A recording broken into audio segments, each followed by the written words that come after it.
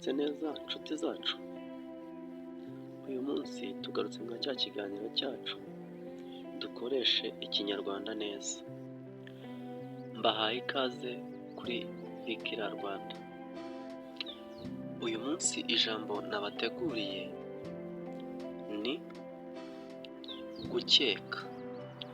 Uyu munsi tugiye guhera uko rivugwa nabi. Ndabizi neza ko ari we wabikoze, ndamukeka. Ibyo si byo. Rimwe, ndabitekereza gusa simbizi neza. Kabiri, ndakeka ko ari we ariko sinabifitiye gihamya. Ibisobanuro: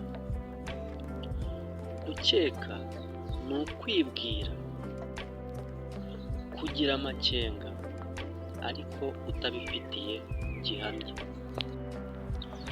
Si ukumenya neza cyangwa guhamya ikintu. Inama: ntukavuge ndakeka niba wizeye cyangwa wabonye neza ikintu. Icyo gihe uvuga ndabizi cyangwa ndahamya. Sobanuza usobanukirwe. Murakoze.